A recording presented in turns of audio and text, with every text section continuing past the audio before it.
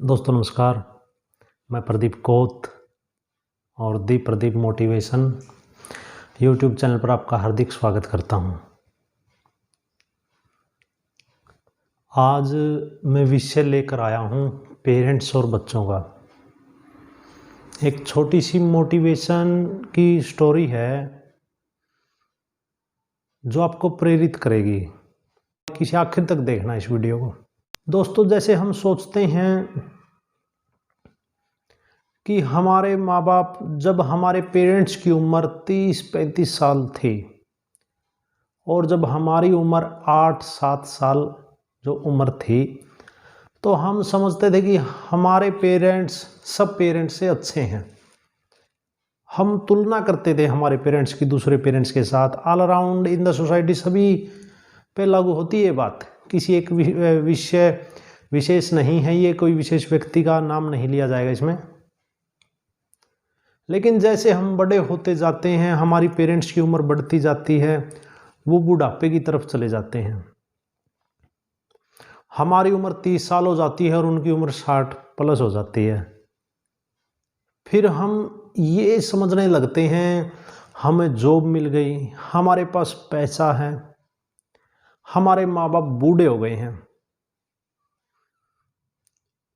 उन्हें हम एक बैठक दे दें या एक कमरा दे दें रहने के लिए। हो रहा समाज में ये। दोस्तों, मैं देखता हूँ कई जगह बूढ़ा ही नहीं बल्कि लेडीज बुढ़िया को भी अलग कोठड़ी में रखा जाता बिठाकर। जब हम पढ़ते थे, बचपन से लेकर बड़े हो गए, हमारी पढ़ाई का खर्च हमारे माँ बाप उठाते थे, हमारी डांट फटकार, हम जब गलत चलते थे वो हमें रोकते थे, कभी गलत नहीं चलने देते थे और गर्व से कहते थे कि भाई ये हमारा बेटा है।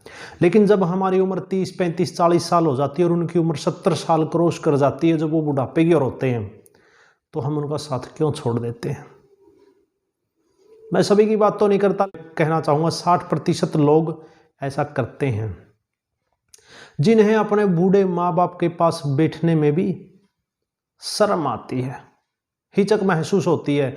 अगर उनके घर पे कोई बड़े लेवल का कोई अफसर आ जाता है या कोई उनका मित्र अच्छा खासा जो अमीर घराने से बिलोंग करता वो आ जाए, तो कुछ लोग तो ऐसा समझते हैं अरे मेरे माँ बाप बूढ़े हैं, क्या सोचेंगे वो इनके बारे में, क्या कहेंगे, अरे तेरे बूढ़े माँ बाप यार क्या कह रहे थे। दोस्तों, एक ही बात कहना चाहता हूँ, जिन बूढ़े माँ बाप के कारण आज तुम्हें शर्म आ रही है, तुम्हें लज्जा महसूस होती है, उन्हीं के कारण तुम आज इस मुकाम पर बैठे हो कि तुम्हारे घर में लंच या डिनर के लिए या मिलने के लिए बड़े बड़े घराने से दोस्त आते हैं। और दोस्तों, मैं एक बात बता दूं, घराना जो हम बोलते हैं वो वजूद होता है, वो कोई ये नहीं है कि हम एक जाति समुदाय का नाम लें, या कोई ये नहीं कहते कि हम HCS जज बैरिस्टर वगैरह को हम बड़ा घराने वाला बोलते हैं। नहीं दोस्तों, घराने का मतलब होता है उसके संस्कार अच्छे हैं, उसका बैकग्राउंड, उसके माँ बाप दादा दादी अच्छे परिवार से बिलोंग करते हैं, ये घराना होता है दोस्तों। और घराने का मतलब ये नहीं कि उसके पास हमसे ज़्यादा पैसे हैं, हमारे पास साइकिल भी नहीं है और हमारे दोस्त के पास गाड़ी है, ये कोई घराना नहीं है। घराना दोस्तों शिक्षा, संस्कार और चरित्र निर्माण से होता है। अपने बूढ़े माँ बाप की रिस्पेक्ट करो। कई जगह हम देखते हैं, आप भी देखते हैं कि जो माँ बाप बूढ़े हो चुके हैं वो कई सालों से ड्रिंक कर रहे हैं, यानी कि शराब का सेवन करते हैं, नशे में उलझे हुए हैं कई सालों से। जब हमारी उम्र छोटी थी तब से नशा करते हैं हमारे माँ बाप। मान लेते हैं हम बचपन, जब हमारी उम्र 10 साल थी तब से हमारे माँ बाप नशा कर रहे हैं, और जब हमारी उम्र 40 साल हो जाती है नशा तब भी कर रहे हैं वो। बचपन में तो हमने कुछ नहीं कहा उनको, नशा क्यों कर रहे हो, किस लिए कर रहे हो, हमारी रेपुटेशन डाउन करोगे आप, हमारी बेइज्जती कर रहे हो समाज में। लेकिन जैसे हमारी उम्र 30-40 साल हो जाती है, हमें महसूस होने लगता है कि हमारी रेपुटेशन डाउन हो रही है, हम समाज में मुंह दिखाने के लायक नहीं रहे। ये कोई बड़ा मुद्दा नहीं है दोस्तों, लेकिन घर घर की कहानी है। कई बच्चे रास्ते से भटक जाते हैं, कई पेरेंट्स भी रास्ते से भटक जाते हैं। बच्चों का जो फर्ज होता है वो निभाना भूल जाते हैं, और जो पेरेंट्स का असली फर्ज है उन्होंने, है ना, जब बच्चा 20 साल का होता है वहाँ बचपन से 20 साल तक अच्छे तरीके से उसकी परवरिश की है, शिक्षा के क्षेत्र में आगे रखा, खेल के क्षेत्र में आगे रखा, सामाजिक दृष्टिकोण के हिसाब से भी आगे रखा। लेकिन जब बारी आती है असली जिम्मेदारी लेने की, दादा दादी बनने की, अपने पोता पोती को खिलाने की और एक खुशहाल परिवार चलाने की, तब उसके पैर क्यों डगमगा जाते हैं? ये उसकी गलती नहीं है दोस्तों, ये गलती हमारी है, क्योंकि हमारे माँ बाप बचपन से नशा करते हैं। आज नशा कर रहे हैं तो क्या बड़ी बात है, बचपन से देख रहे हैं हम तो। मैं ऐसे बच्चों को देखता हूँ, कई बार उनके पापा ड्रिंक करके गली में गिर जाते हैं, तो एक बच्चा तो ये सोचेगा कि अरे मेरा पापा गिर गया यार, बूढ़ा है, चल कंधा देकर इसको उठाता हूँ, सहारा देकर, और अपने घर लेके जाता हूँ, क्योंकि उसके पैर लड़खड़ा रहे हैं, नशे में लड़खड़ा रहे हैं उसके पैर। ध्यान से सुनना, एक दोस्त उसको उठाकर सहारा देकर घर लेके जाता है। नशे में दोस्तों मानसिक स्थिति व्यक्ति की खराब हो जाती है, वो गालियां भी देता है, किसी के साथ लड़ता भी है, चाहे वो गांव का सरपंच ही क्यों ना हो। जब वो ड्रिंक करता है, एमएलए मंत्री कोई भी हो सकता है, लेकिन जब कितने भी बड़े ओहदे पर कोई व्यक्ति होता है, जब वो ड्रिंक करता है उसकी मानसिक संतुलन बिगड़ जाता है। तो हम उसकी तुलना उस स्थिति से नहीं कर सकते जो वो पहले थी। वो अच्छा लड़का था, अपने पापा को कंधा देकर साथ देकर घर पे ले गया, उसको पता था इसके पापा ने ड्रिंक किए, चाहे वो गाली भी दे, गुस्सा भी करे, चाहे लड़ाई करे पड़ोसियों के साथ, लेकिन वो तो उसका बेटा है। पड़ोसी उसको कह सकते हैं भाई अपने पापा को संभाल,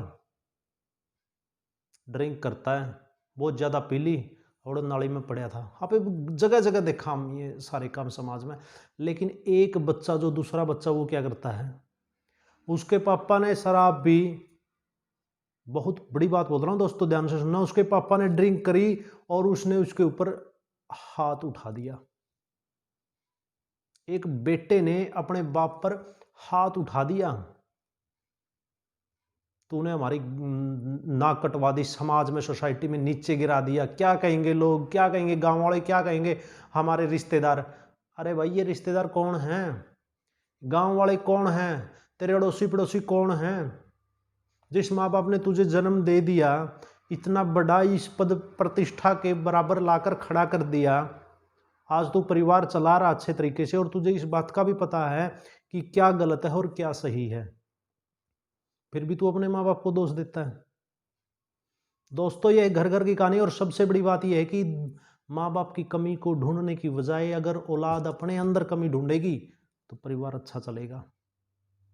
समाज, गांव, रिश्तेदार क्या कहेंगे, इससे कोई फर्क नहीं पड़ता।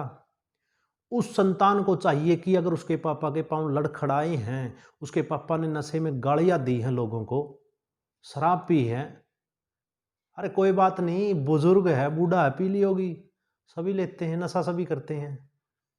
दोस्तों एक ही बात कहना चाहता हूँ, 40 साल तक कोई नशा ना करे, मानसिक स्थिति नहीं तो ज़्यादा खराब हो जाएगी। ये एक मेरी पर्सनली राय देता हूँ मैं आपको, सजेशन है, जैसे आपको करना। लेकिन अगर माँ बाप की उम्र 60 साल से ऊपर है, अगर वो ड्रिंक करते हैं तो उनको मना ही ना करें, क्योंकि वो बाहर नहीं जा सकते, वो खाट पर बैठ गए हैं, बीमारी से ग्रस्त हो गया उनका शरीर। वो 10 साल के, पता नहीं 5 साल के होंगे जो ड्रिंक करते हैं और खाट पे बैठे हैं। तो यही कहूँगा कि उनको थोड़ी सी ड्रिंक दवाई के हिसाब से उनसे रिक्वेस्ट करो कि पापा बाहर ना जाओ आप, हम आपके लिए दवाई लेके आते हैं, जो आप बोलोगे ड्रिंक वही लेके आएंगे और घर में ला कर देंगे और अच्छे से सेवा करेंगे आपकी। उसके पापा का या दादा का जो बुजुर्ग व्यक्ति है, उसका खून है ना दोस्तों 10 ग्राम, कहते हैं ना होता है 10 ग्राम, तुरंत बढ़ जाएगा उसका खून। मैं ये नहीं कहता नशा फैलाओ, लेकिन जो युवा साथी है, मेरे युवा पीढ़ी है, वो नशे से दूर रहो, क्योंकि नशे से हमारा मानसिक संतुलन तो खराब होगा, शारीरिक संतुलन भी खराब होगा, आर्थिक स्थिति पर बहुत ज़्यादा प्रभाव पड़ेगा, जमीन बेचनी पड़ेगी सारी की सारी अगर हमें नशे की लत लग गई तो दोस्तों ये संदेश उन लोगों के लिए हैं जो बच्चे अपने ड्रिंकर पिता को रास्ते से उठाकर जब लाते हैं तो उनको शर्म महसूस होती है, उसको गाली गलौच देते हैं, अरे आधे तो ऐसे हैं लात भी मार देते हैं अपने पेरेंट्स को, हाथ भी उठा देते हैं उन पर। और जब एक बार अपने माँ बाप पर हाथ उठा दिया तो सबसे बड़ा पाप कर दिया दोस्तों। अगली बार वो ड्रिंक करेगा या कोई गलती करेगा तो बगैर, जो उसकी औलाद है, जो बच्चे हैं, वो बगैर हिचकिचाहट के, बगैर शर्म के हाथ उठाएंगे, डंडा उठाएंगे, लात मारेंगे, जो समाज का सबसे बड़ा कलंक है। तो दोस्तों, मैं आपको इस कलंक से बचाना चाहता हूं। शर्म ना करें, समाज, सोसाइटी, रिश्तेदारों की। अगर आपके माता पिता ने आपको इस काबिल बनाया है कि आप अच्छे बुरे की परख करते हैं और समाज में एक मान मर्यादा प्रतिष्ठा के साथ रह रहे हैं, तो अपने जो पिताजी हैं, दादाजी हैं, जो बुजुर्ग हैं, घर में नशा करते हैं, बुजुर्ग बोल रहा हूँ दोस्तों, ध्यान से सुनना, बुजुर्ग, उनकी सेवा करें, सहयोग करें। उसकी सेवा करेंगे, सुरक्षा करेंगे, उसका सहयोग करेंगे, तभी आपकी मान मर्यादा है।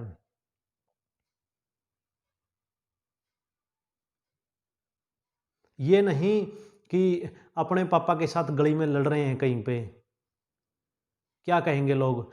अगर मैं तो अच्छी औलाद उसको मानता हूं, अगर गली में बेटा खड़ा है और पापा को ऐसे लग रहा है कि वो गलत है, अगर पापा उसको अच्छे से चाटा भी लगा देना, तो पापा को पूछे, बेटा, पापा क्या हो गया? पापा बोले, बेटा तू यहाँ गलत खड़ा था, तो बेटा बोले, सॉरी पापा, आगे से नहीं खड़ा हूँगा। अरे औलाद तो वो होती है, ये नहीं कि पापा के बोलने से पहले प्रश्न चिन्ह खड़ा कर दे उसके जबान के आगे कि क्या बोलना चाहते हो, पहले मेरी बात का जवाब दो। तो दोस्तों, थैंक यू, जय हिंद, जय गौ माता। किसी का दिल दुखाने की वजह नहीं बनूंगा, लेकिन समझें, संवरेगा समाज। खुद समझेंगे तो समाज सुधरेगा। और अपनी इस आदत को, इस बुराई को, आने वाला त्यौहार है अभी दिवाली, इसको अच्छे से सेलिब्रेट कीजिए और इस बुराई को अपने अंदर से बाहर फेंक दीजिए।